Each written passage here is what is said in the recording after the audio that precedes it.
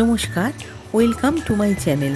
আজকে আমার recipe tomato খেজুর আমসত্ত্বর চাটনি। প্রথমে আমি আমসত্ত্বটা ছোট কিউব করে কেটে নিয়েছি, খেজুরের বীজ বার করে আধখানা করে নিয়েছি, আর কিছু টমেটো, লেবু, কাজু, কিশমিশ নিয়ে নিয়েছি। প্রথমে একটা পাত্রে জল নিলাম, তারপর 100 থেকে 150 গ্রাম মাপ করে চিনি নিয়ে নিলাম।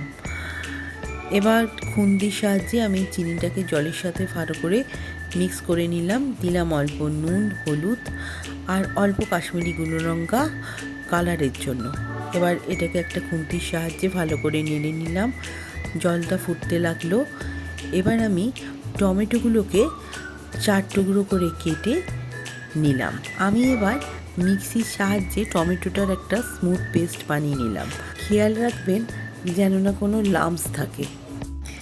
এবার ফুটন্ত চিনির রসে আমি টমেটোর পেস্টটা দিয়ে দিলাম। এবার চিনির রসে টমেটোর পেস্টটা ভালো করে ফুটিয়ে নেব।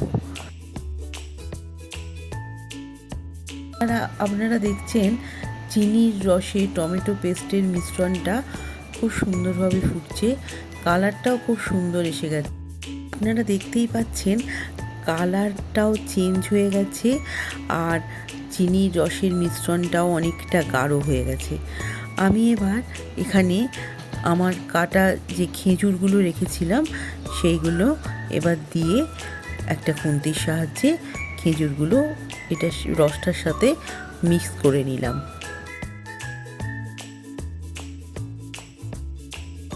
এবার খেজুরগুলো 80% সেদ্ধ করে নেব।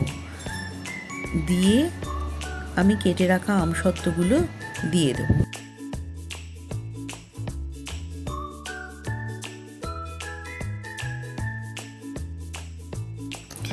এবার ভালো করে সব আবার মিশিয়ে নিলাম।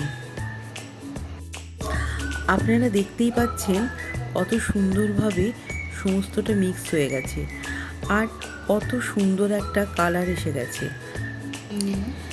এবার কিছুক্ষণ পরেই দিয়ে দিলাম কাজু কিশমিশ, দিয়ে খুন্তির সাহায্যে আমি সেটাকে ভালো করে মিক্স করে নিলাম।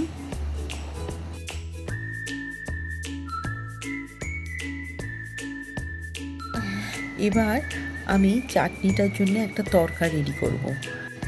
একটা পাত্রে অল্প সর্ষের তেল, 1 টিস্পুন 5 ফোড়ন আর একটা শুকনো লঙ্কা ভেঙে দিয়ে দিলাম। এবার মশলাটা ফুটে গেলে আমি এই মশলাটা চাটনির সাথে মিশিয়ে দিলাম। ভালো করে মিশিয়ে দিলাম। এবার খুন্তির সাহায্যে আবারও আমি মশলাটাকে চাটনিতে ভালো করে মিক্স করে দিলাম।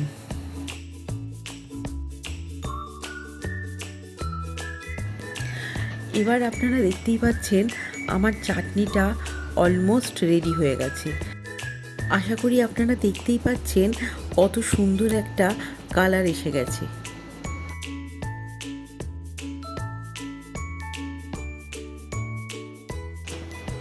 এবার আমি দিয়ে দেবো হোমমেড আচার মশলা আর একটা বড় পাতিলেবুর রস দিয়ে আমি একটা খুন্তির সাহায্যে মশলাটা আর লেবুর রসটা এই চাটনিটার মধ্যে মিক্স করে দেব। আশা করি আমার এই ভিডিওটা আপনাদের ভালো লেগেছে।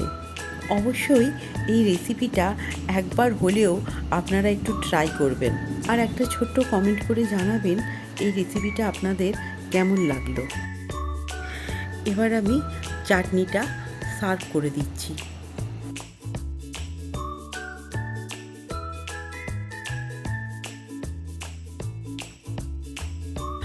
আপনাদের যদি আমার এই ভিডিওটা ভালো লাগে তো এই ভিডিওটা লাইক, শেয়ার আর চ্যানেলটা সাবস্ক্রাইব করে আমার সাথে থাকবেন।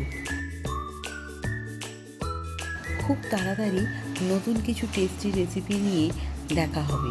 ততদিন পর্যন্ত ভালো ভালো রান্না করুন, ভালো থাকুন আর উপভোগ করুন।